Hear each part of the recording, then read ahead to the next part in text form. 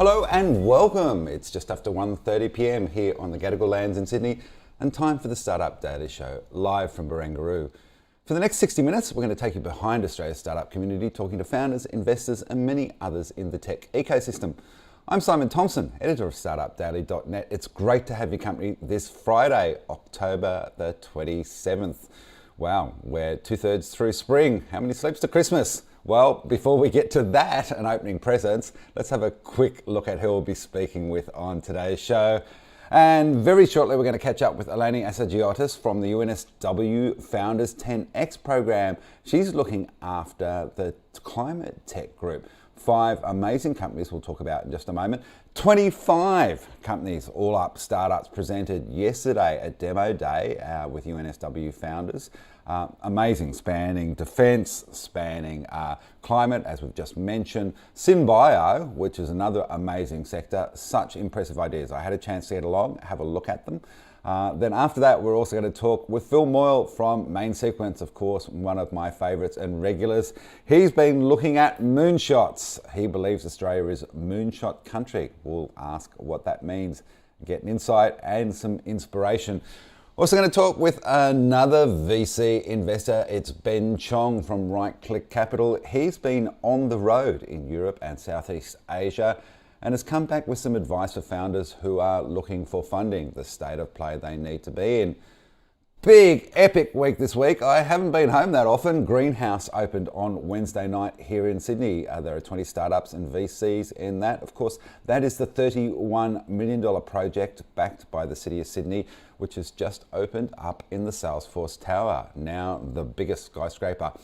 And do you know that there are 6 key types of personalities when it comes to founders, and they're absolutely essential to the success of a startup? Well, Professor Paul McCarthy from UNSW has been looking at this in a major research project with unis around the world. We're going to dive into that and check it out.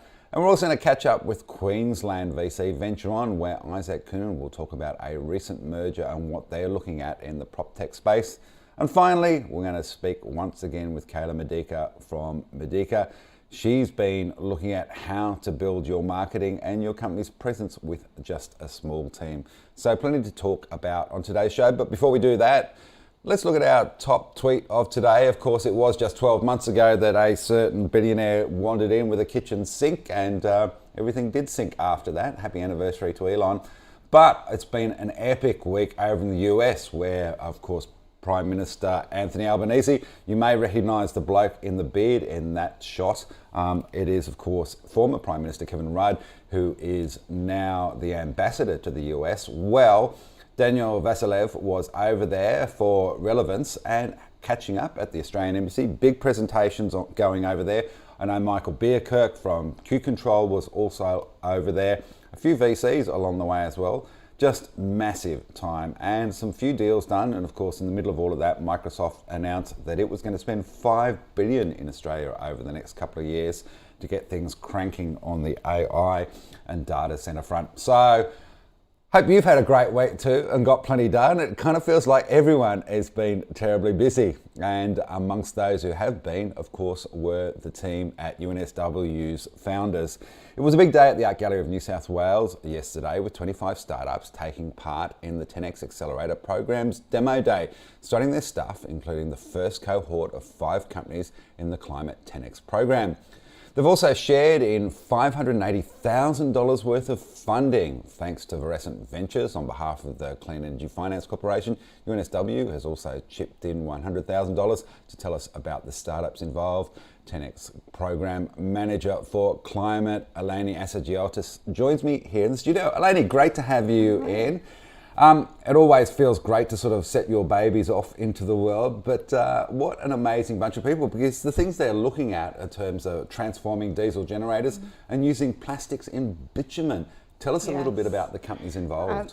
First off, thank you so much for having me. Happy Friday. Yep. I think we're both really happy to be having a rest over the weekend. We have a lot of amazing companies. So as you know, we are really focused on deep tech, those hard to abate solutions, although those solutions to hard to abate emissions in the climate crisis. I am super excited for every single one on the cohort. So, as you've said, Sonia Green Tech, who are working with something called polymer modified bitumen, super technical, super sciencey, but realistically what it means is that they are making a more efficient way of building our roads with lower emissions. And of course we need roads, we need a better way to build them, and this is it. We have Virescent, who will help us get through the transition to renewables by being able to retrofit diesel engines, which is massive because we have all of these businesses that have these stranded assets in trucks, in generators, in anything really that needs to be powered by diesel, and they now have an option to do that transition really cheaply. Well, the vast majority of the world, I think, actually gets its power from diesel engines, so it's a massive problem. And the extraordinary thing about Virescent is I think they can retrofit those engines to run on up to 90% carbon, and in the process cut carbon dioxide output by 70%. So that's a massive win. Exactly. And the companies don't even have to spend a cent on buying new machinery. Oh, I like that one. Please change the world for me. Power, tell us a little bit about that one. It's looking about transportation. 100%. So that's really galvanizing the individual and giving them the mechanism to start reducing their emissions, getting them really into more active transportation. So this is things like walking more often, riding bikes, taking transportation that is, well, essentially not getting in our cars and driving around. And really doing that through the mechanism of engaging corporates as well to, I guess, have better reporting, more efficient reporting on their scope 4 emissions, which we know that will come into effect in the next year. Workbench X, what's going on there? Because that seems to be about modern manufacturing, yes. Of course, a big focus for the federal government. 100%. And this one is kind of hard to explain, but actually it's really, really simple. You don't want to replace maybe your laptop, or you don't want to replace your car if a part breaks. What do? You go and get it fixed, right? And this is exactly what they're doing for factories across the world. They are making it easier for factories to get replacement parts for their machines. And the idea is that eventually we'll have these massive local ecosystems that can cater to this. And you won't have to go to, say, halfway across the world to get a new part. It happens in less time, and it's right there on your doorstep. Is this a 3D printing thing, or what's going on in this? Because it's like, what an amazing innovation, repairing stuff rather than throwing it out and buying a new one. Exactly. How did we just think of this? No, it is a marketplace. It's a multi-dimensional marketplace, I guess. So they're really connecting the producers to the people that need the machinery. And the team is fantastic. They have a really fantastic background. So they have the engineering, the scientific quality control kind of part. They have the experience in industry. So one of them is really, really experienced in kind of advanced manufacturing. And together they know how to make it work. And of course, they're probably the ones who can find you the 3D manufacturer Absolutely. that you need. Green Dynamics, we've had a lot of conversation around AI this year. They're using it. Tell us how. Definitely. So they are making an improvement on ChatGPT. They have built this amazing large language model that can read like 1,000 papers in like 60 seconds or something. And what it does is it kind of synthesizes all that information, and it gives companies a set of data and essentially recipes like you'd cook chicken or something, at home. You have a recipe to make a new material. Oh, wow. Yeah.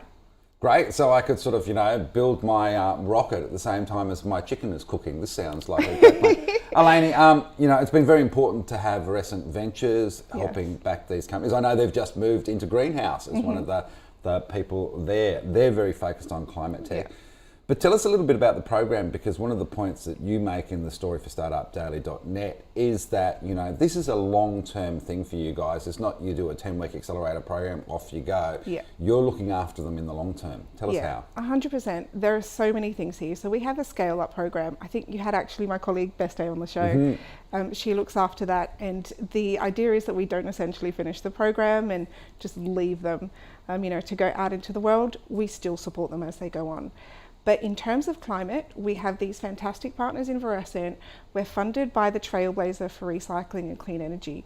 And the whole idea is to build this ecosystem around climate tech innovation. So this is what we're really looking to do. Over the next year, we want to just build up all of these support structures. We want to get involved in the community. We want to grow it, and we want to make sure there's as much going on as we possibly can to really make sure that any climate tech startup, not even just UNSW, because that's not even what we're about. You know, we're a national program. I do coaching with different people from various universities. It's really building the national ecosystem around this. I think the next trick actually is going to be a flying fox between the Salesforce Tower and the tower at UNSW, so 100%. You can all get backwards and forwards. Eleni, great to have you on the show. Congrats on the first cohort of the Climate 10x program. Thanks for joining us. Thank you so much. All right, well, there are two types of VCs in the world. There are those I like, admire and respect, and then the others. Well, Phil Morle from Main Sequence is definitely in that first category. He thinks big, out loud, and dreams and invests even bigger. Today, in his column for Startup Daily, he describes Australia as a moonshot country, and his VC fund is planning to act on that vision. He's not going to throw away his shot. He's here to tell us about it now. Phil Morle, great to have you on. And I have my souvenir of South by Southwest with me that I am proudly wearing as I walk the dog. Phil, tell me about moonshot country. Hello, Simon. It's brilliant to be on the show again. And how good are those 10x companies we just heard about? And they're examples of what I'm talking about here, where Australia can be a moonshot country, a country that creates solutions which are massively impactful for the world that's in trouble at the moment. And when I look at what we have as a country, we've got abundant natural resources. It's a massive landmass just full of resources and potential for renewable energy. We've got a world-class research system. We've got a startup ecosystem that I'm just so proud to have been involved with for the last 20 years that has grown into this rich potential for making new companies very quickly. We've got venture capital with enough money at last to do real things. And we've got a government that's really focused now on building sovereign capability and new industries. So this is a potent time to lean into the problems of the world and be a solution. And I, for one, am dedicated to do that. And I think the other part, the point that you make is there's a lot we can look around at and go, please just pull the sheets back up. I'm going back to bed. But, there are these enormous opportunities to transform the world so much for the better. And one of the things I loved about this when we were talking about it last week at South by Southwest, of course, is also the opportunities there in the regions. Well, that's right. I mean, if you take something like the fashion industry, for example. The fashion industry is part of the problem in the world today. It's about 10% of global greenhouse gas emissions. But if I show you this button, for example, this button has been made with seaweed, and instead of being an emitter, it actually sequesters carbon into the ocean. And for every one button this company produces, this is a Perth company called Ulu, every button will sequester 5 buttons worth of carbon into the ocean. So it'll actually start to undo some of the problems that we humans have caused. And that's an example of how we can have this intervention. And it's something that isn't going to happen in a capital city in Sydney or Brisbane or Melbourne. It's going to happen in far northwestern Australia or far north Queensland. And this is exciting for me. It means we can bring to life the whole of Australia. It's a rockstar company with genuine rockstar investors along the way too, Ulu. But I do want to ask you about the idea of infinite game. How does that fit into it? What does it mean? And as well, how do we get involved? Well, I think, the first thing we've got to do is just have the confidence that we can do something. Like we can start rolling the boulder as individuals. And it's just about thinking about the decisions that I'm just about to make. Are they actually going to make the world a little bit better?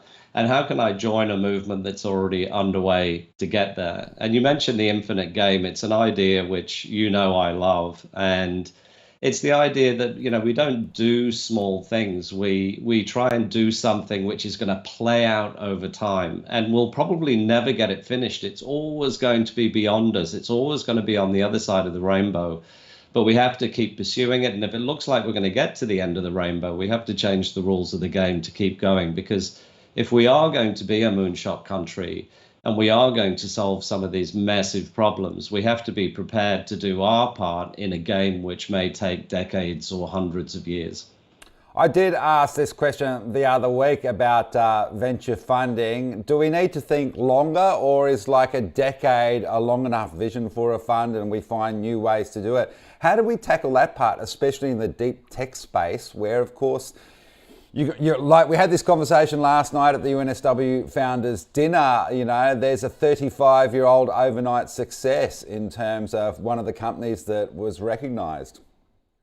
Well, I think a couple of things. The first thing we have to do is think about how we deploy all those amazing things I just described are in the country today to do it quicker. I mean, we have to do some of these things quicker anyway, especially things around climate change.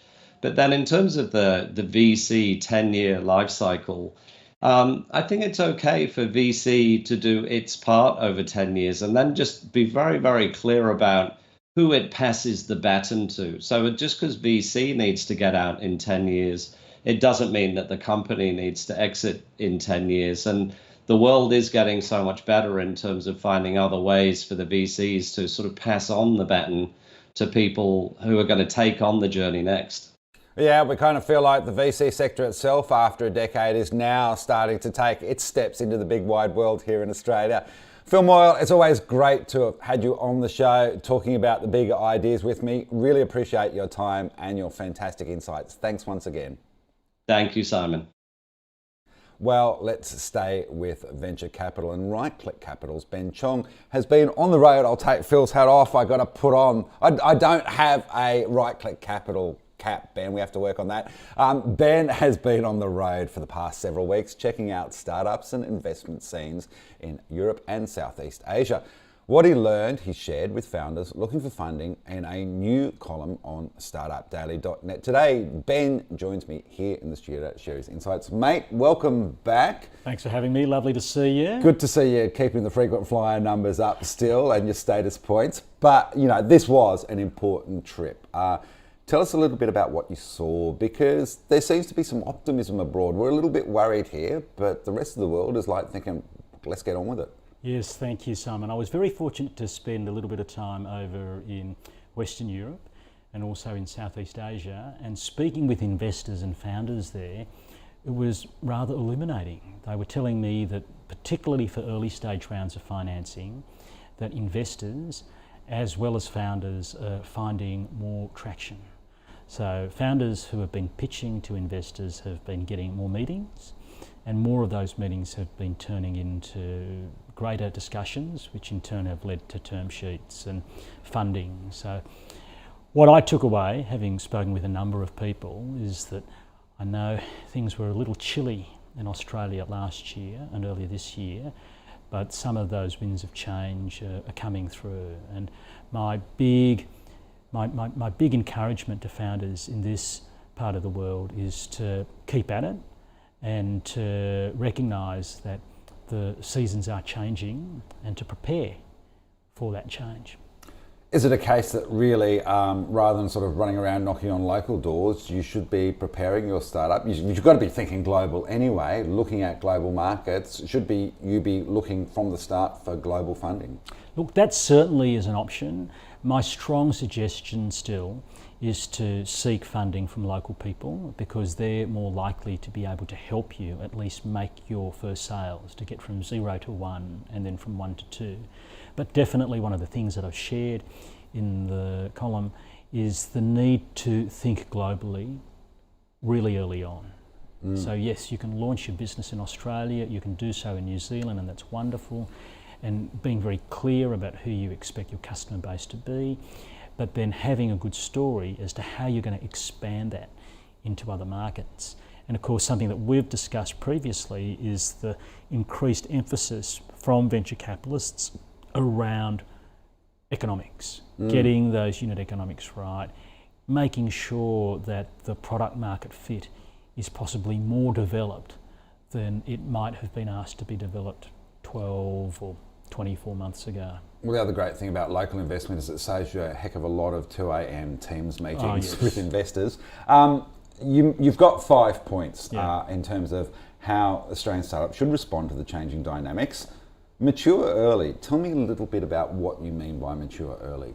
So the idea of simply raising money to go and build a product tends not to fly well with investors. So you don't need to build a fully fledged product today, but can you create enough of your secret sauce, of the key feature that is going to be very attractive to your users, and can you show that in your users' hands it makes a difference, that they are wowed by the product, that they're using the product. It doesn't need to be the fully featured product, but those one or two features that you have that are unique, that are special to others or special from others, are they being used, and can you point to very early signals of product market fit?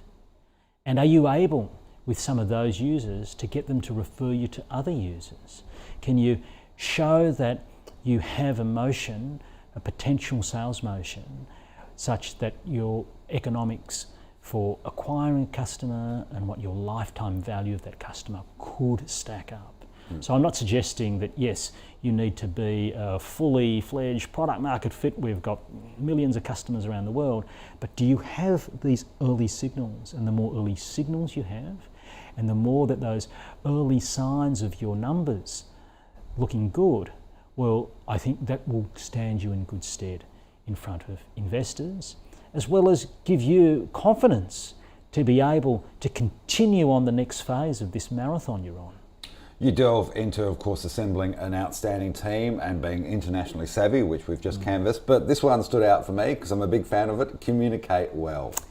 Absolutely. And I know that as a startup founder, there are so many people that you need to bring along for the journey, whether it's your family, whether it is your early employees, whether it is your co-founder, whether it is your early customers, your suppliers, your investors. And communicate. It's one of those things that I recommend people do. And even if you feel that you're saying the same thing again and again, being in front of others, sharing the news, hopefully there's good news, but even if the news is not so good, sharing progress and having a common and a regular cadence, a common message and a regular cadence, I think is very important because it makes you stand out from the pack. It also means that there's less room for miscommunication or misunderstanding. You conclude by sort of saying the time is now. Looking at these global trends, I mean, we're at a point where we're again looking at inflation and wondering whether the Reserve Bank's going to move here in Australia and put rates up at a time when internationally we're starting to see them consider putting them down. Is it just a case that we have to wait for this sort of wave to sort of sweep in from Europe across Southeast Asia and eventually get to Australia? And what sort of timeframes are you thinking you're going to see? Because you talk about planning for the next 18 to 24 months. Yeah, my view is that even in Australia, there are a number of early stage funds who are deploying capital and who are seeing investors. And they do have what we call dry powder, that is commitments from investors that they want to invest, they wish to put to work. And that means that if you have outstanding business that can attract this capital, within 18 to 24, maybe if you're lucky you can stretch that first round to 28 months, but in 28 months you're needing to go to market to go and raise that next round of capital. And my suspicion is that in about 2 years' time, that slightly later stage of capital is going to be more freely available. So my call to arms is get into it, give it a go, work hard on building this business that's going to be attractive, not only now and into the future, because I suspect in that 24, 28 months, the wind will be with you. Well, speaking of those wins, Ben, you were probably a very, very young man, but you know, you were around for the tech wreck 20 plus years ago, and then of course we went through the GFC 10 years ago. Where in that spectrum do you put where we are now? I mean, the startup phenomenon is much more apparent now than it was even 10 years ago, but you know, everyone's been feeling this sense of pain, I suppose, over the last year or two. Some would say it's much more of a return to normal. Has it been tough, or is it just a case of you know, you're always going to face challenges, guys. Let's get on with it. Look, there's definitely elements of toughness out there, and I know with some of the founders that I'm close to, it has been a walking on broken glass type scenario, but I'm very positive about the future, because if you think about technology, which is where a lot of our tech startups are focused on, if you think about that, it is touching an increasing part of our lives.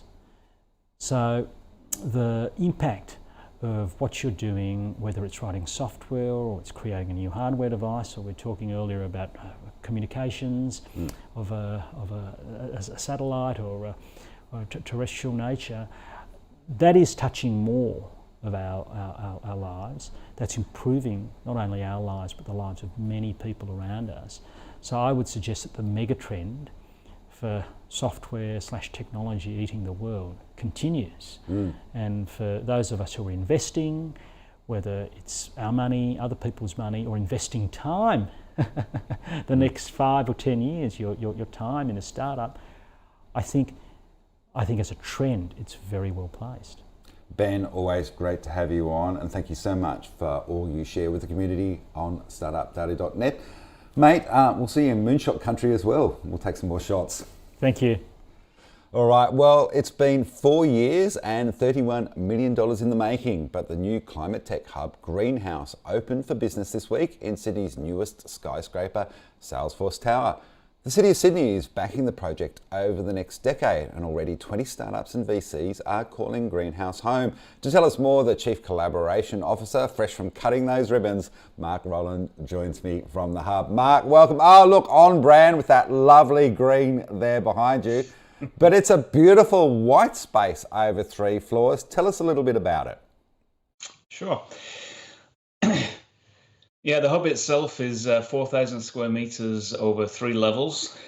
Levels 1 and 2 are co-working spaces for climate tech companies and investors and other support groups working for the climate tech ecosystem. And then level 3 has an event space, public meeting rooms, and then a series of suites. Level 1 and 2 opened last week, and we had our ribbon cutting yesterday, as you said. And then level 3 will be open probably March, maybe early April. We're really excited about level 3 because that's going to have the ability for us to run events, bring in corporates that have emissions, connect them with climate tech companies that have solutions. Now, one of the things that CEO Creel Price commented on the other day is the size of the space. I think it's nearly 7 meters tall, so it's quite cathedral-like and beautiful. And one of the startups was I saw there, who I absolutely love what they're doing, is Refilled. You know, so they have their product in there so that you can get a sparkling drink and not have to spend a fortune or create more bottle waste out of it.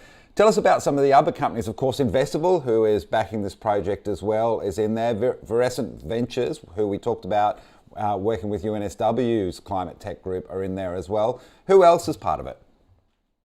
Yeah, we've got quite a lot of people actually in the pipeline waiting to come in. Probably talking to about another 40 people to come into the space. But in the space itself already, we have climate tech companies, including Loam, which we're really excited about, because in terms of carbon capture, obviously anything that we can do to capture more carbon is critical at the same time as reducing our emissions themselves. And then doing it through soil and all the amazing technology that they have, and they've raised a lot of money, and they got, it's proper science in terms of what they're doing. We have Atlas Carbon there as well, which is one of the MacDoc investments. There's a lot of sort of software companies, carbon market companies there as well, but we're really looking to try and attract a lot more of the hard tech, a lot more of the deep science companies.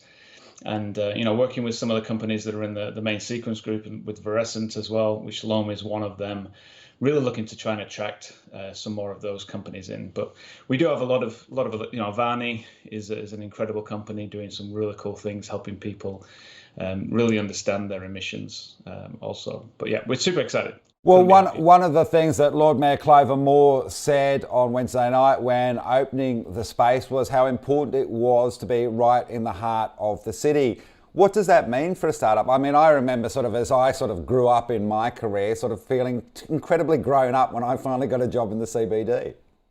Yeah. Well, like I said, from a climate tech company perspective, one of the key things that you need is proof of concept. You need to be able to find some of those early stage customers that can actually really take your products and help you to prove it, which then will help you attract further investment. So being in the CBD, being surrounded by those, potential corporate customers, I think is really critical. We'll be able to bring those corporates in. We'll be able to let them have, meetings with themselves and run workshops with them and look for opportunities to reduce their emissions, and then to connect them with those companies is absolutely critical. Also, just being around some of the big professional services firms. So we're right next to, Deloitte. We're right next to EY. We're not too far away from BCG, and PwC is just down the road as well. So there's these big professional services firms that we have are working with some of the large corporates. So we're hoping then to bring those in as well and actually start talking to them about what are the needs of their clients, so that we can then introduce them to some climate tech solutions. So it's all about proximity, it's all about connection, it's all about collaboration, it's all about co-innovation. And to create an epicenter of climate action for startups is, I think, a really, really needed thing in the city. Before, everyone was just a little bit fragmented. There's lots of epicenters, but this one is the largest one in terms of physical space in the city, with 4,000 square meters. So we're really excited to see what we can do with it. Bring in dignitaries, connect people to themselves, connect them to VCs, connect them to these corporate customers. I think will be a really exciting thing. Now, I didn't see any pool tables or the usual startup accoutrements in there, but the point is, I think, bringing everyone back together. And from the impression I got the other night, people are already starting to bounce off each other from each other's companies. So that collaboration, having different people with different ideas, trying to solve similar problems, even though they're working in different spaces, how important is that? That's really important. But just to share, the reason we don't have pool tables and ping pong tables is largely because of the noise. But we do have a lot of virtual reality headsets, so we will be playing virtual ping pong. Virtual ping pong is silent; you only hear it in your headset. So, and again, leveraging technology. But yeah, no, proximity. We've all gone through COVID. We've all had that experience of being disconnected with other humans, and the city's still recovering from that. We're still only really seeing people in the city, mainly on Tuesday, Wednesday, Thursday. Monday, Friday is a little bit quiet. But for me, at least, you really can't replace that human connection. You can't replace the ability to, shake someone's hand, give someone a hug, high five someone. That's the sort of thing that you can actually do in a physical space that you just can't do on Zoom. But having said that, a lot of people actually do. The hybrid workplace is something that we're just going to have to deal with. It is the future of work, I believe. So trying to find ways to help companies to have a physical space where maybe there could be 20 people in the team. Maybe they only need a physical space for 4 or 5 people. That's where a flex office space, a co-working space can be really, really valuable to them, because they can have rotating seats. You can purchase 5 seats in an office, and different people in the team can come in on different days, so they all get to experience the fact that they can actually meet each other, touch each other, but they don't all have to be there at the same time. So it reduces the cost of operation, which is obviously really important for a very early stage company as well. But some of the, you asked me before, some of the, the companies that are in the space that we're really excited about. Another one I love is Airc Technologies, Hello Human. They're right next to each other. You talked about the conversations that you see happening in the space. I've seen the Airc team talk to the Hello Human team. Now, they don't actually work in similar industries. They work in different industries, but they're giving each other ideas. There's that kind of cross-pollination of discussion that can happen. Maybe, the Turo team moved in this week as well. They're our biggest actually seat user in the space. So I've seen those guys coming from level 1 up to level 2, talking to some, the Edge Impact team, talking to the Vine group. So it's that cross-pollination, the connection, the collaboration, I think is going to be just really exciting to see what comes from it. Mark, we wish you all the best with Greenhouse. I look forward to seeing you there for the silent disco. No doubt we'll keep everyone on the Carl Expressway entertained in the process. Thanks for your time. No worries. Take care. All right. Well, one of the things that I've been enjoying reading recently has been a new report into what it takes to be a founder. You've heard VC investors say that we back founders ahead of an idea. And it seems that founders are actually the key to the success of a startup, according to a new study into their personality types. Titled The Impact of Founder Personalities on Startups, it shows that founders of successful startups have personality traits that differ significantly from ordinary mortals like me, and they're more important to the success of a startup than many other factors. Professor Paul McCarthy from UNSW led this research project with a group of universities around the world. He's here in the studio to share some of the findings. Paul, welcome, great to have you in. Thanks, Simon. 6 personality types, who knew? And they're not all egomaniacal billionaires. Absolutely. So, that's right. But this is the thing, you set out to look at the idea that VCs talk about, we back founders, and you basically proved the thesis. It's really important. Tell us a little bit about what you found.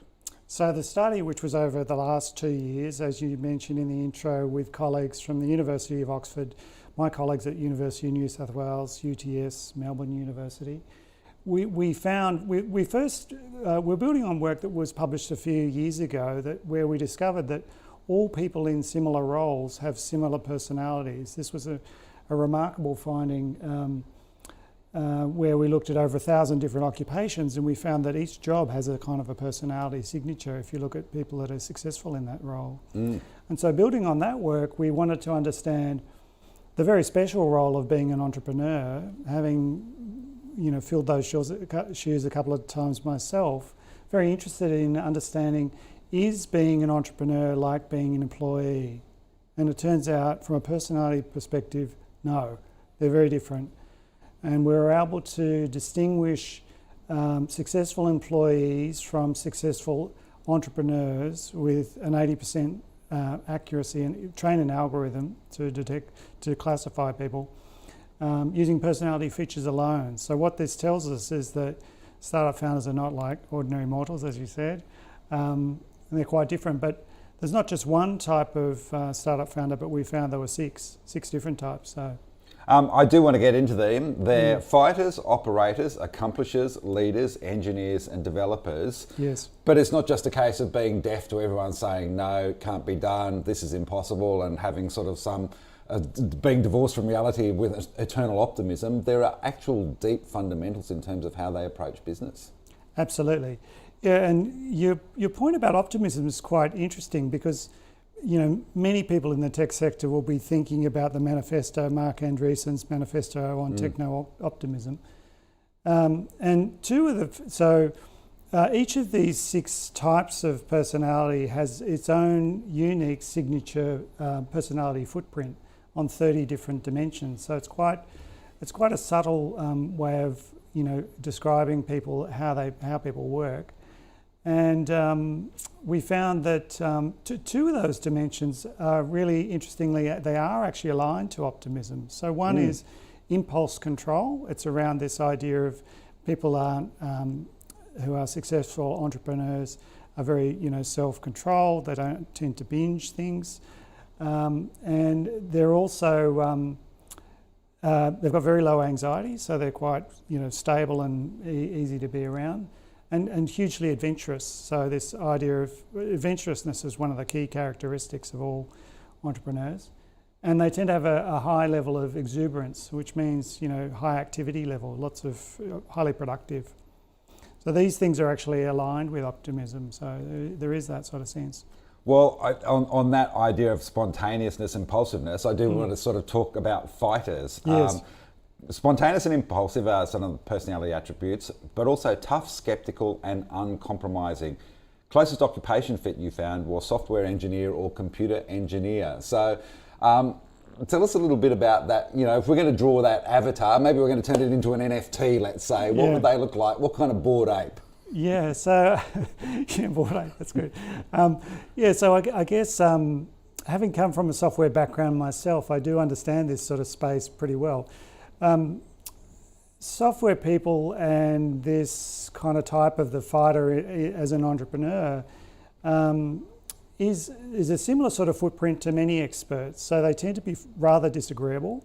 It's part of the job description in a way to be disagreeable because you have to put the counterpoint. Exactly, yeah. A lot of scientists are in this space. And in our first study, we compared famous, successful tennis players to successful software engineers.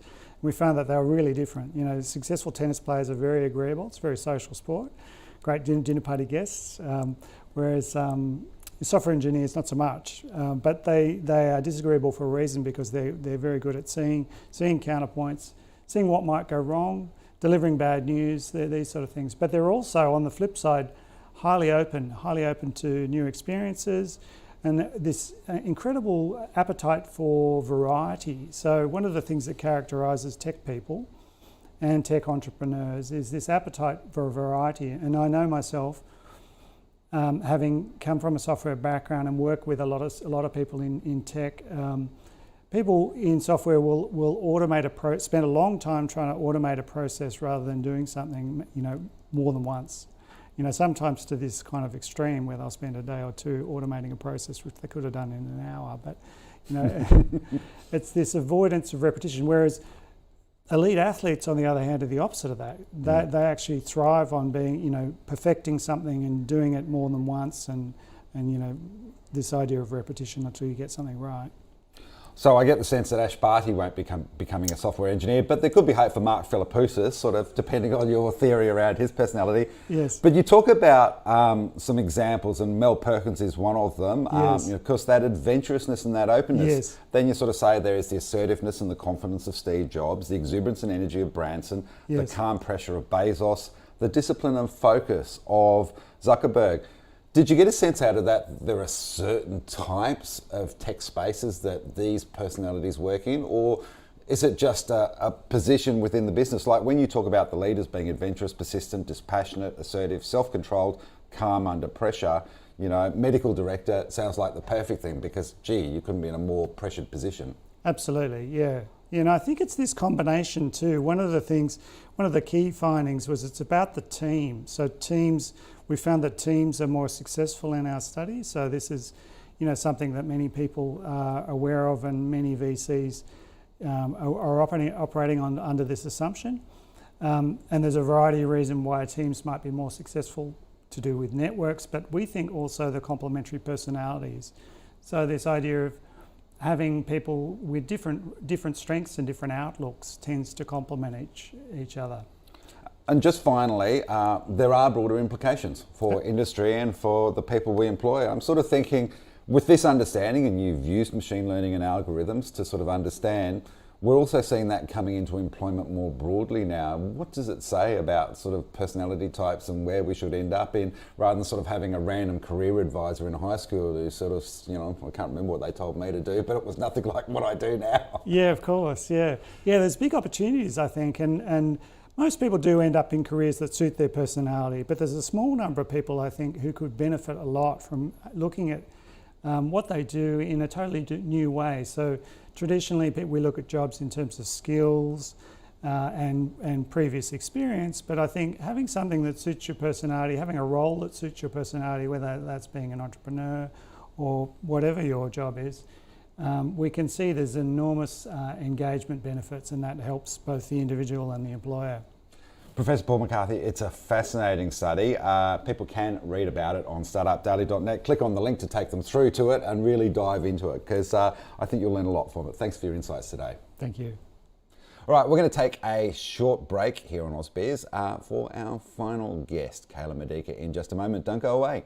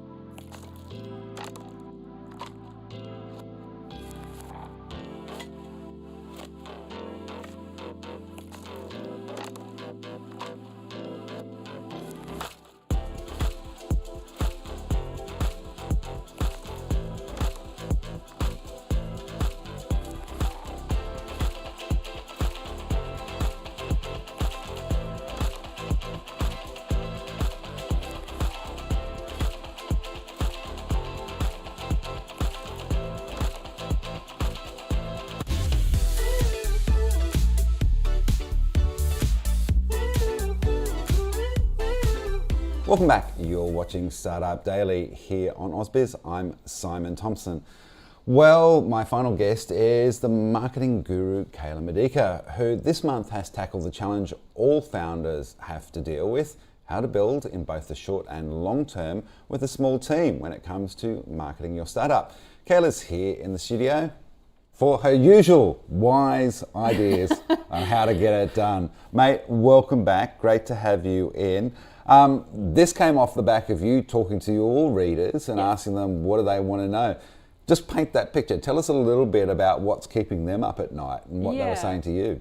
So it's that, the marketing team is usually small, maybe one person, maybe two people, and they have to do the rush of startups, but they also need to build out that long-term brand building, growing the business side of things as well. So when you're trying to balance, I've got to get this one piece of work out this week and it's taking up all my time, then when do you have the time to do the long-term stuff?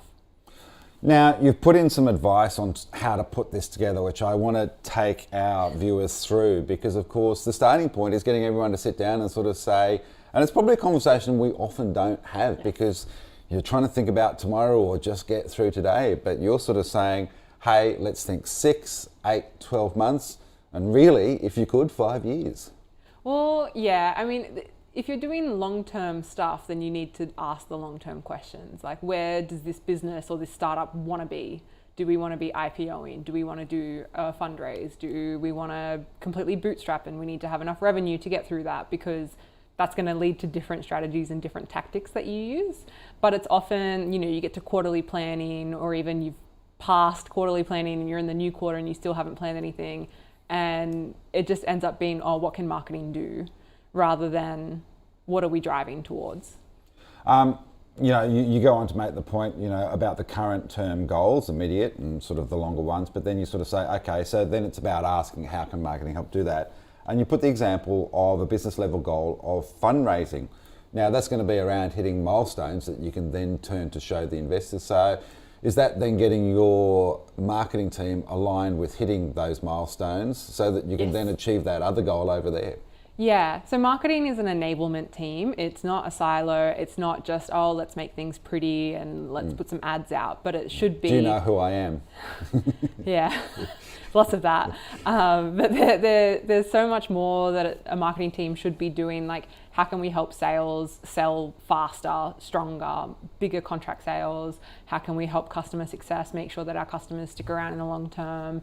How do we contribute to financial stuff? Like, if fundraising, then you are often sometimes pulled in to help create the pitch and help create the assets that convince the VCs to invest in you and things like that.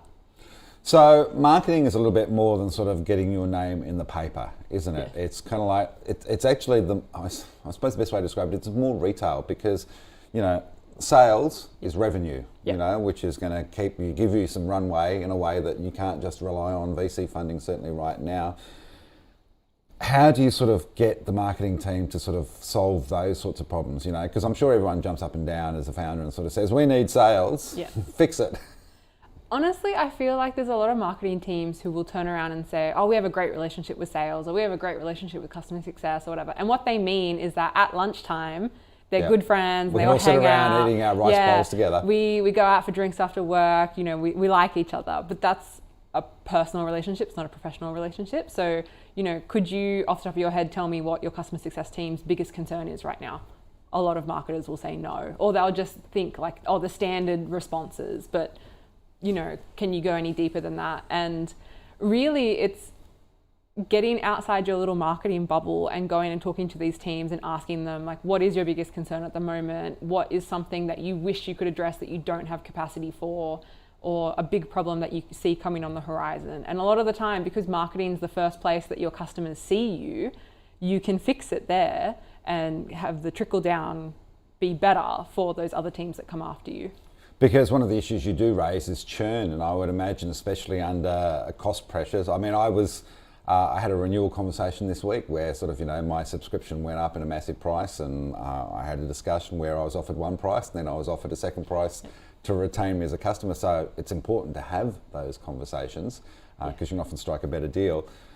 how do you sort of address issues like that, especially if you are looking at putting up your prices and no one enjoys that, and inflation's a problem, we're all under pressure.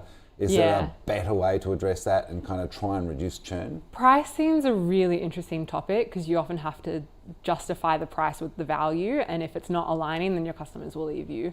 But one thing that often customer success are just so in the day-to-day, they're dealing with a lot of relationships, they've got a lot of things that they're juggling, they can only look at one customer. Next sale. But you same with look sales. at next sale. But marketing can look at the patterns and can look at the big picture because we're not in the weeds the way that they are. We can take a step back. And so with pricing, it's things like, hey, remember that over the past 12 months, we've given them all these product upgrades for free and they've been using it. So like, let's remind them of that value.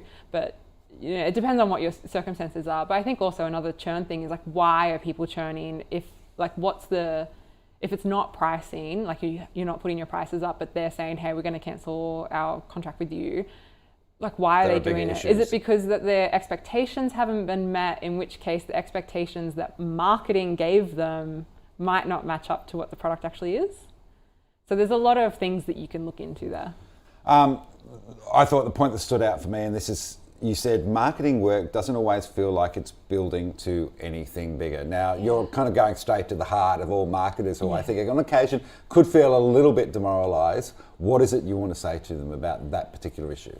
I spoke to a marketer really recently, which is probably what prompted that particular sentence, but they'd said to me, in the moment, I feel like this is the most important thing, this is the most urgent work, everyone's like relying on this and it's going to get us all these results. And then as soon as that piece of work is done, the next piece of work, this is the most urgent thing I've ever done, this is, I've got to stay up late to finish this. And then they look back at that first piece of work and think, oh, actually, after it was put out, we never discussed it again. It never came up. It was published, it was done, and then we moved on to the next thing. And it's just this cycle of being stuck in this mindset of, oh my God, I just need to get this out. This is a huge piece of work, but then in retrospect, it's not. And the problem with that is that you haven't gone back to those business goals and said, this piece of work directly ties to this goal. You've just put the work out, but the work's not tied back to anything. Which is probably where I come to our last point, because you make the point that KPIs, metrics and targets to hit are often written by a leader who isn't a marketer, so they don't quite understand it. How much are you setting your own bar that you have to jump over, but how much do you put in a stretch to sort of make sure that, you're challenging yourself in the role as well, but also that you are actually aligned with what the business needs more broadly and you're reality checking yourself? Yeah, it's something I've seen as well, especially when it might be marketing putting targets on sales. So like, we want them to use this asset or we want them to pitch this way or whatever. If the goals are written for someone as if that person is an idiot, then they're going to be an idiot. But if you are smart about the way you make your goals and you tie them back to things and you say the expectation for this goal is this outcome, then people will achieve it. But if you treat them like children, they're not going to try that hard. Kayla, always great to have you on the show and to share your insights on marketing with the founders on startupdaily.net. Thanks for your time. Thank you. And that is it for Startup Daily on AusBiz. So before I go, quick announcement. I am going to take a break for the rest of the year. There will be some other AusBiz shows in. It's been 3.5 years and by my calculation, more than 3,000 guests on the show. I need to catch my breath a little bit. You guys move at an enormous pace. It's been a privilege and an honour to talk with you every week. It was every day, then it became every week. But I need to focus on startupdaily.net, putting great stories out for you to all read. Before I go, I do want to thank Jared and Apurva and the AusBiz team more broadly for helping put together this show every day, every week, over so many years. Thanks to Elliot at the start, to Peter in the middle, and all of you for watching, all of you who joined me on the show, shared advice, your insights. You've been incredibly generous and it's been great fun. Enjoy the rest of the year. Have a great Christmas. Maybe I'll see you next year. Bye for now.